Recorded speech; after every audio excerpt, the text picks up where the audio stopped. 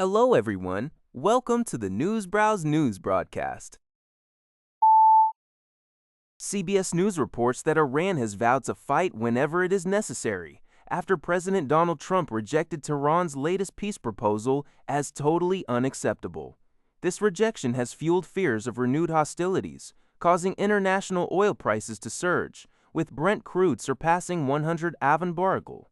Iran's foreign ministry spokesperson, Esmail Bakai, stated that Iran's demands included an end to the regional war, the release of frozen Iranian assets, and ensuring safe maritime navigation in the Strait of Hormuz, emphasizing that Iran sought legitimate rights, not concessions. Meanwhile, U.S. Gulf allies reported new drone attacks attributed to Iran, testing a month-old ceasefire.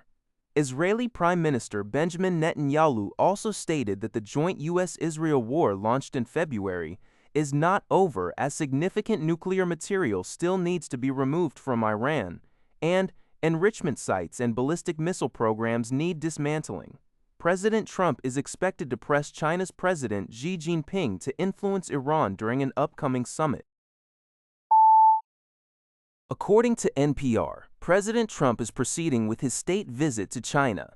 This trip is taking place amid an ongoing war with Iran, an event that is noted to be casting a shadow over the diplomatic engagement.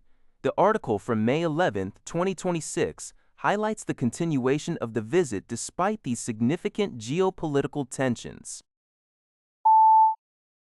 According to Withdrawal, German Defense Minister Boris Pistorius made an unannounced visit to Kyiv on May 11, 2026, to discuss strengthening German-Ukrainian partnership and cooperation in unmanned weapon development, particularly for deep strike capabilities. Pistorius emphasized the need for NATO's European partners to quickly close existing capability gaps in long-range weapons, leveraging Ukraine's battlefield experience. Germany plans to establish platforms to support German-Ukrainian joint ventures and encourage German investment in Ukraine's defense industry. Separately, Germany intends to approach the United States to purchase Tomahawk missiles and Typhoon mid-range missile systems. Analysts suggest this move reflects Germany's apprehension regarding the U.S. plan to withdraw around 5,000 troops from Germany and cancel a long-range artillery battalion deployment.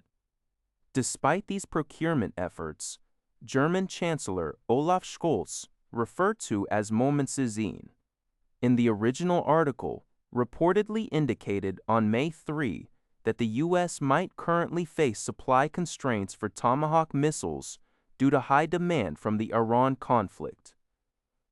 A German Defense Ministry spokesperson confirmed plans to proceed with initial inquiries for the missile purchase. According to Lian Bao, the United Nations Human Rights Office announced that drone attacks in Sudan resulted in the deaths of at least 880 civilians between January and April of this year.